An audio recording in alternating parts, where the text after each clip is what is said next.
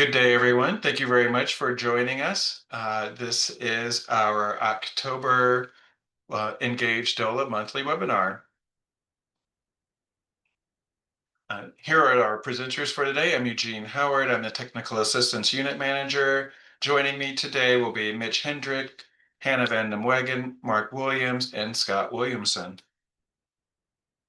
Now, many of you who have joined us before are very familiar with our meeting format, but we really love to use this monthly engagement opportunity as a way to connect with you all, to share updated information and new tools and resources. But we also look at this as an opportunity to hear from you, to understand what's going on in your community, how things are going with the implementation of these laws, and if there are ways that we can support you, whether it's through direct technical assistance with you and your staff, or through providing resources and other resource materials. So let us know how we can be of assistance to you. And of course, as we like to remind you all, we have a great deal of resources published to our land use and housing legislation webpage. So we just encourage you all to come back, review that as often as you feel you need to for any updated information. But it's definitely a great resource for you, as well as reaching out to us directly. So again, as I just mentioned, we really love hearing from you all. So we encourage you to reach out to us with any questions that you have, things that you want clarification on. If there are additional tools and resources that we could be developing for you to help you within your local communities, definitely let us know. So again, we have a variety of ways for you to reach out to us. We'll just keep things going.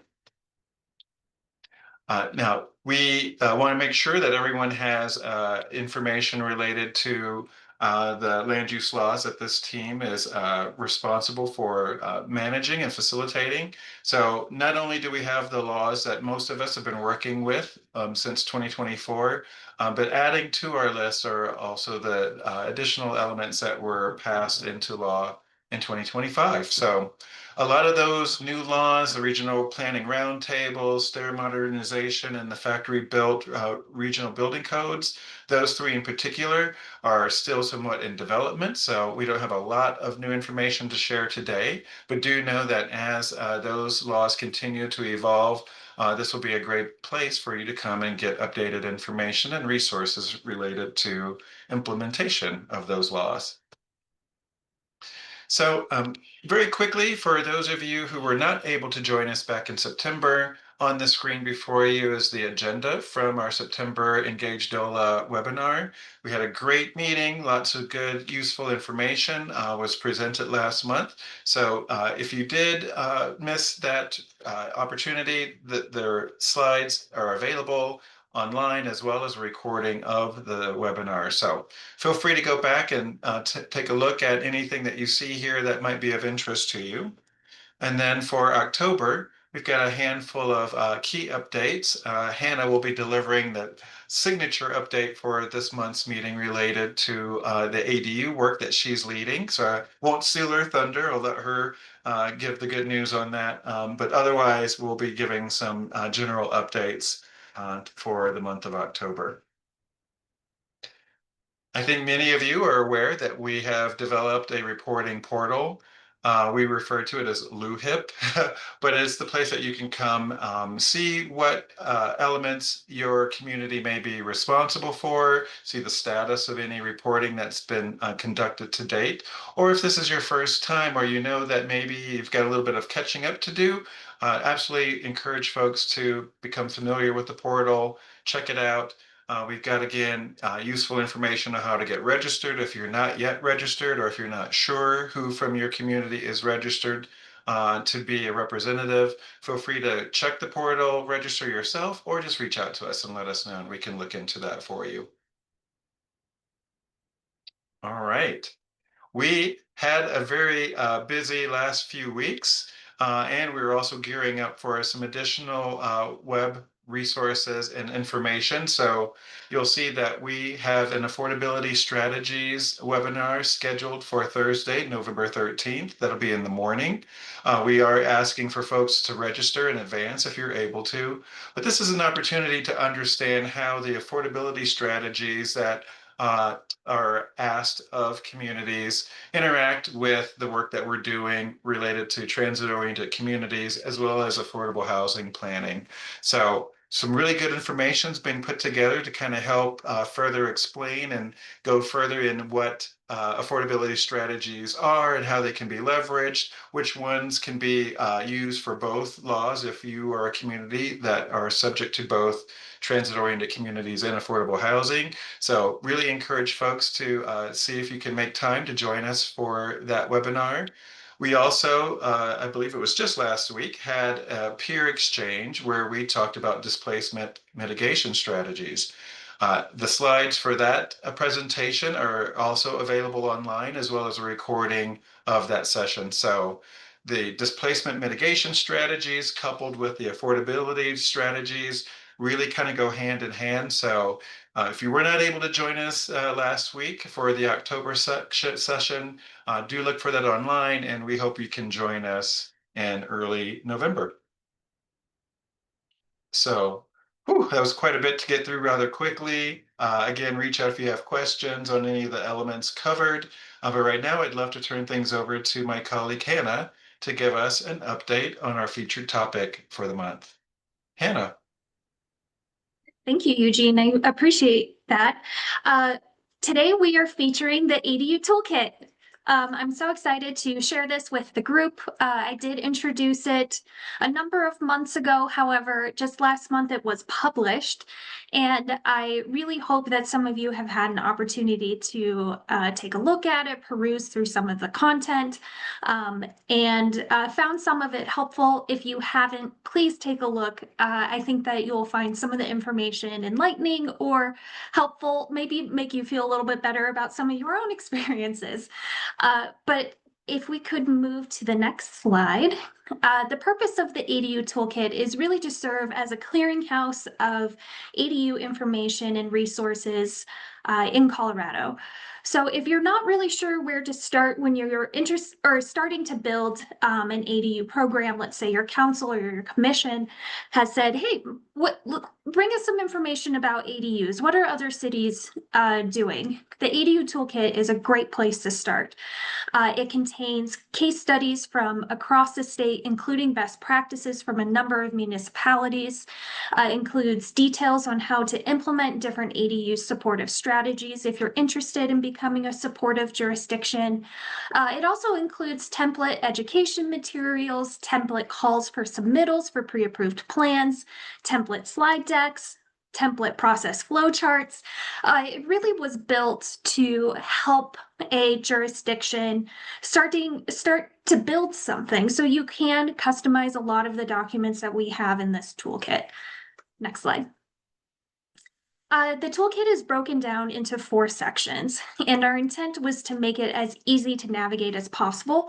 There is a lot of content, so making it easy to navigate was a little bit of a challenge, but we came up with 4 primary sections, that being the strategy profiles.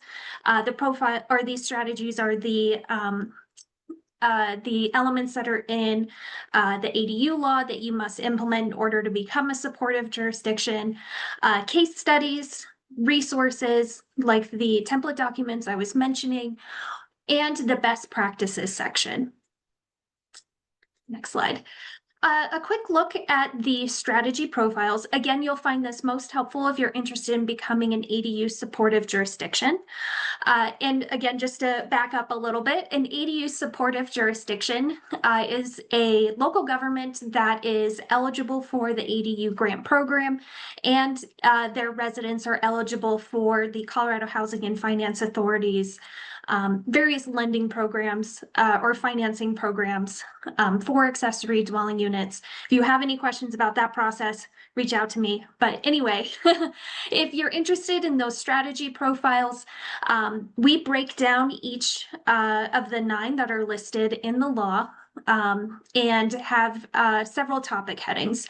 We include an overview of the strategy, including benefits, how it works, as well as potential pitfalls and responses, examples from across the state where that strategy has been implemented. And if you're going so far as to implement one of these strategies, there's complementary opportunities, and we've listed those as well for each of those 9. The next major section being case studies. I personally, this is my favorite section. I love to hear about what other jurisdictions have done and the hurdles that they overcame to boost ADU production. For example, the city of Boulder implemented a number of incentive programs, did some code amendments, and they saw their ADU production double between 2019 and 2022. It also highlights the city of Durango and their pre-existing ADUs and brought them and how Durango was able to incentivize bringing them up to code and into compliance. It dives into the city of Grand Junction's ADU production program, which also was pretty successful and doubled their production by 2024 within a year from the production program started in 2023.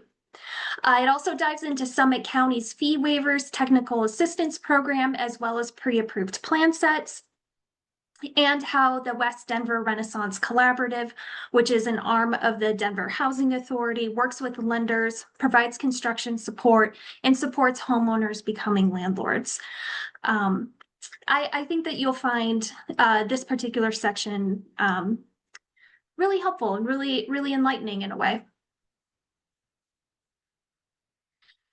And I also want to throw out there that just scratches the surface of what's in the toolkit. However, we do want this to be a collaborative effort in a way.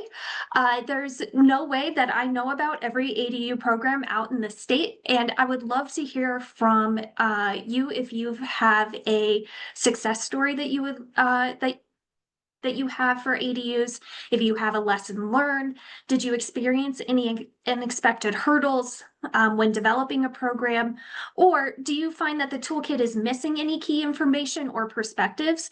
I would love to hear from you.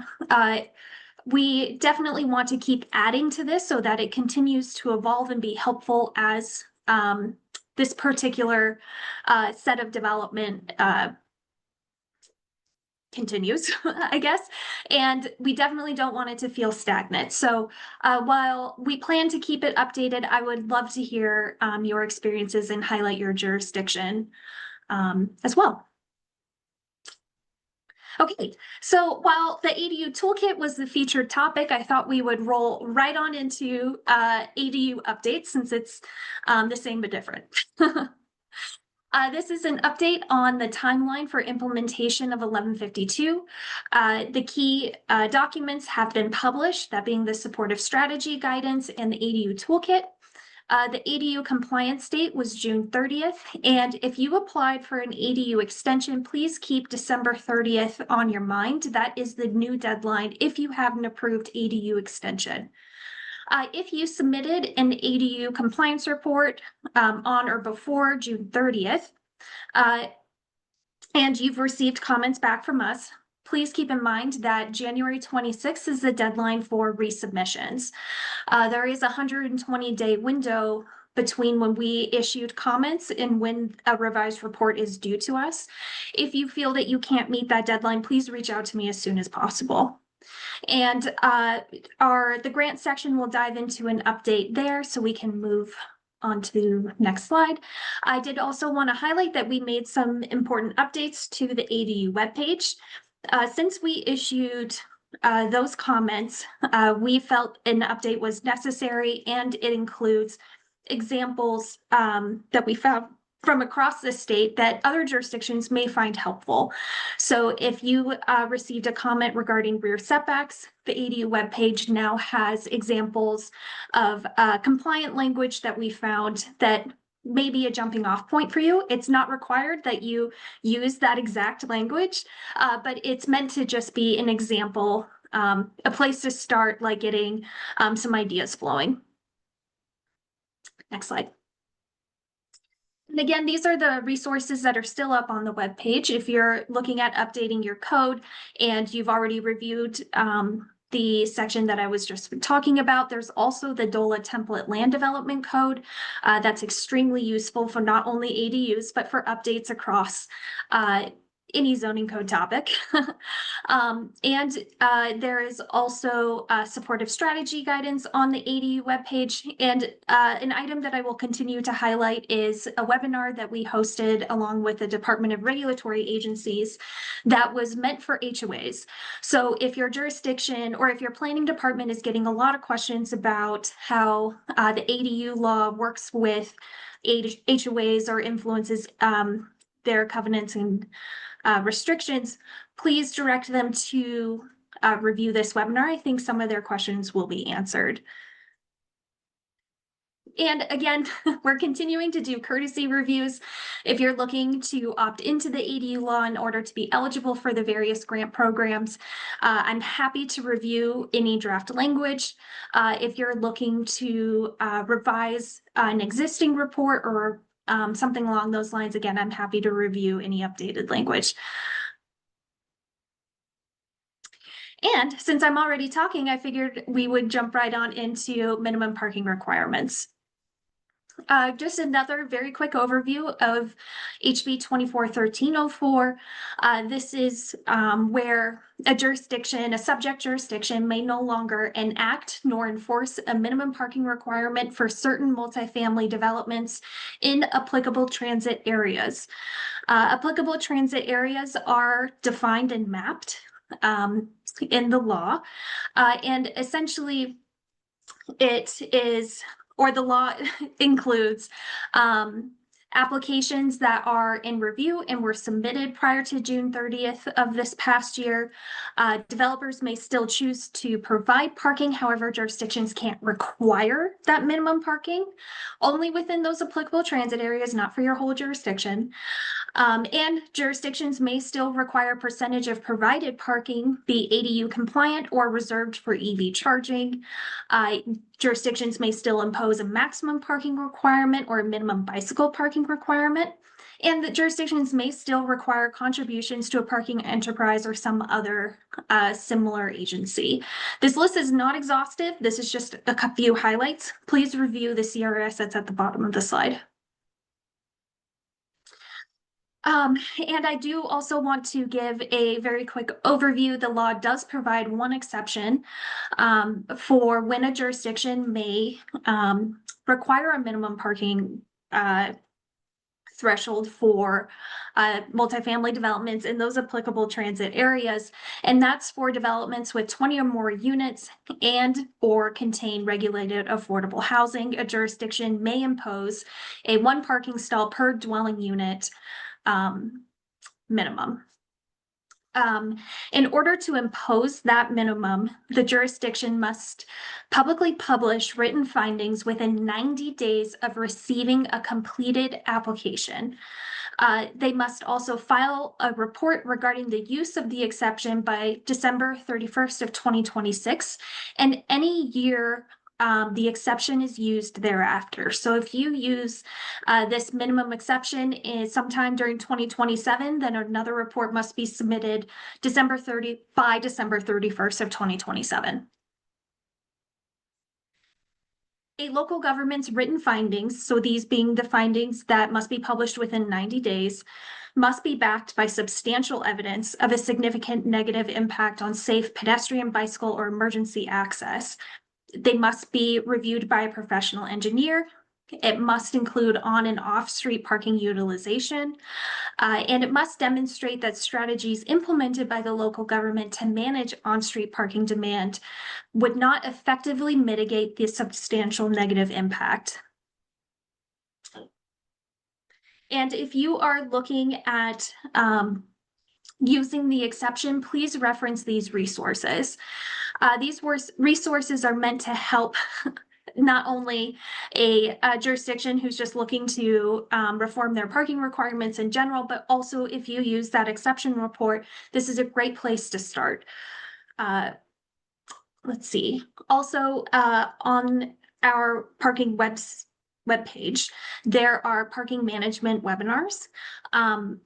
This was done earlier in the summer, or this webinar was hosted earlier in the summer, and it had not only an overview of the law, but also jurisdictions, also presented lessons learned, where some strategies were successfully implemented and where some weren't. So again, as you're doing some initial research, I highly recommend reviewing that webinar as well.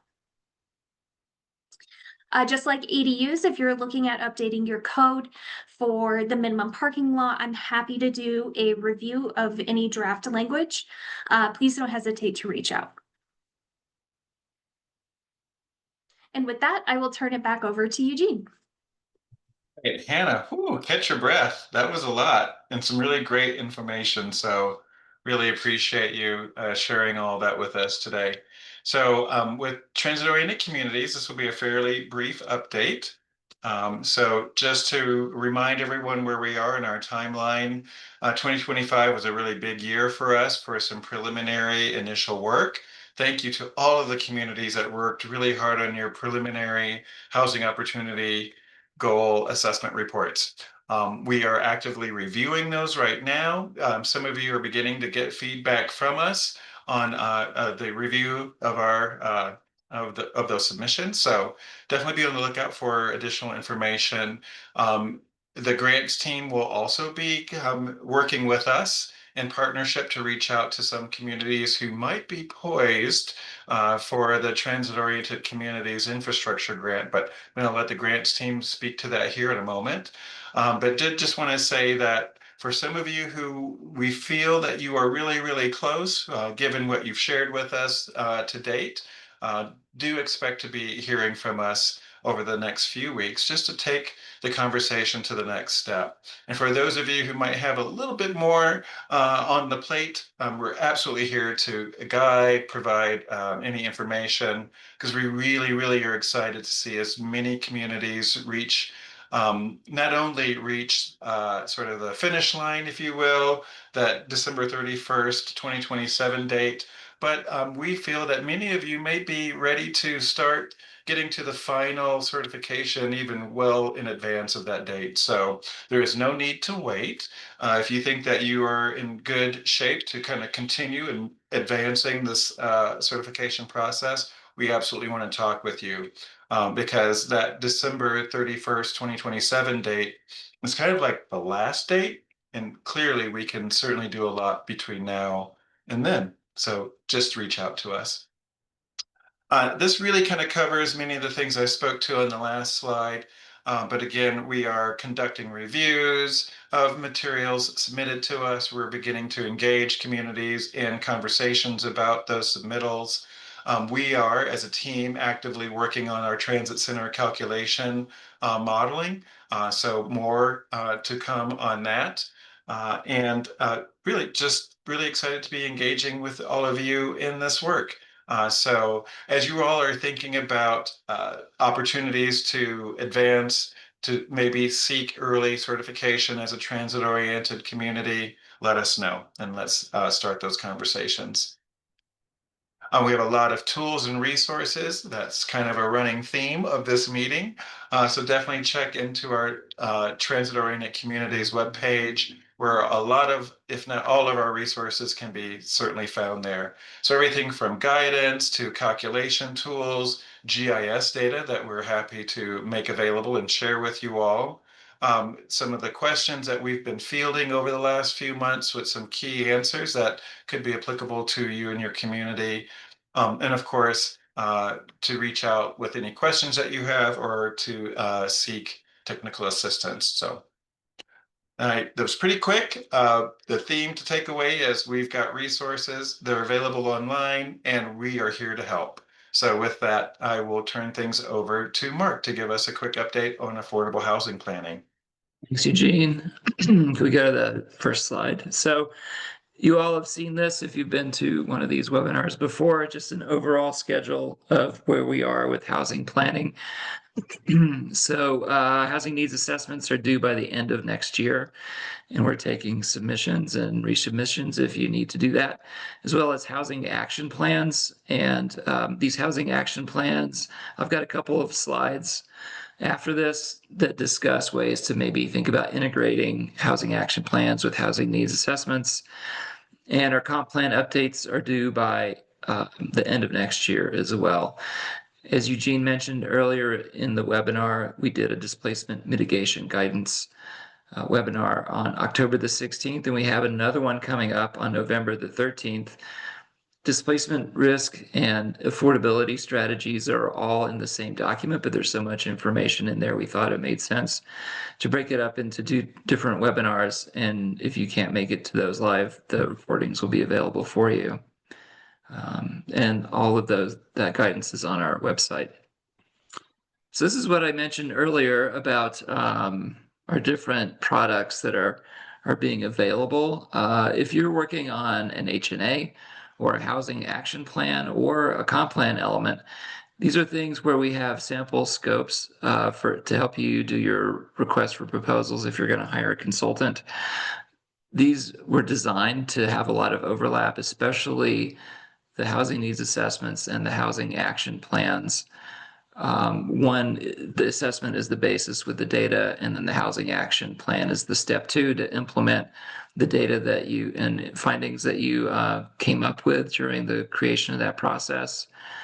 So those 2 scopes of work are available. We're also developing a scope of work for comp plan updates. That includes water supply needs and strategic growth elements. And so I think just generally, if you're thinking about how to integrate these, you can do all of them. You can do maybe just one of them. It's really up to you, but thinking of how to integrate all these right now is probably a good idea. So next slide. And then lastly, just a few more suggestions. The scopes also include all of the inputs and outputs needed for the housing needs assessments. We've got sequencing for how to think about doing HNAs and HAPs that can be helpful, but they're also fully customizable. If you want to go beyond the required minimums that the statutes require, you can do that. And if you have any questions or need feedback from DOLA, we'd be happy to provide that. Almost every place that we've reviewed so far has their own slant on exactly how to go beyond the minimum requirements. And so it's really up to you and what you feel is valuable. So any questions, please let me know. And my contact info is at the end of the webinar on the last slide. So at this point, I'm going to hand it over to Mitch. Thanks, Mark. Yeah, I've got a couple of grant programs to talk to you about today. Next slide, please. The first is the Housing Planning Grant Program, also known as HPLN. This slide just shows you what we've seen through the first 2 funding rounds, which is nearly $2 million awarded to 31 projects representing 62 jurisdictions. And 11 of those are multi-jurisdictional projects involving several communities and/or regional entities.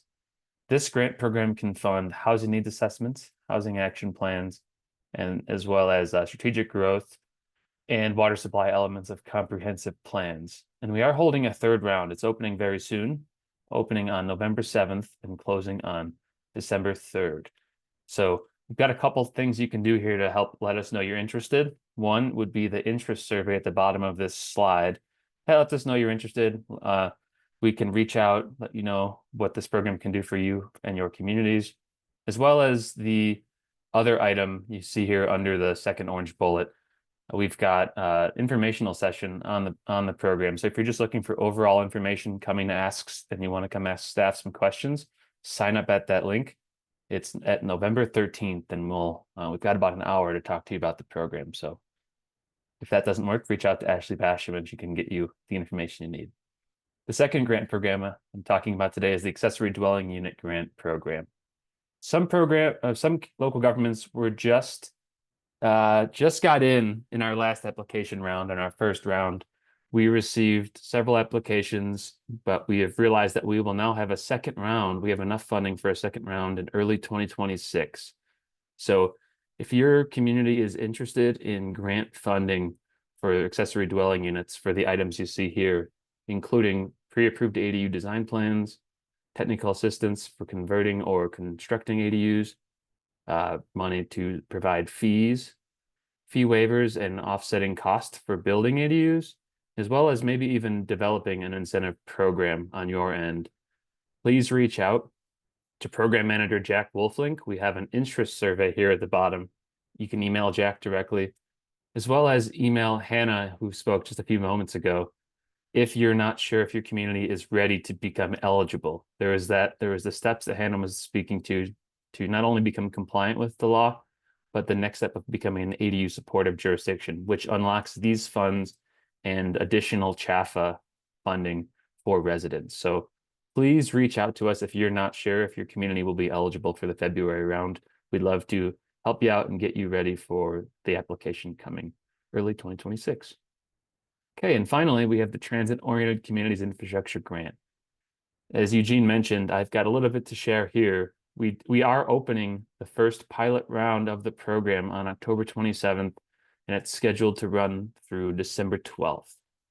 And if you're a community who believes you are close to becoming compliant with the 1313 law, then please let us know. We would love to have a pre-application meeting with you to support a project in your community. We're open to having multiple calls, whatever works for you, but we do require that any interested local governments meet with us in a formal pre-application meeting, which typically lasts about an hour, to discuss a project or two before you're deemed eligible to formally apply in our grants portal.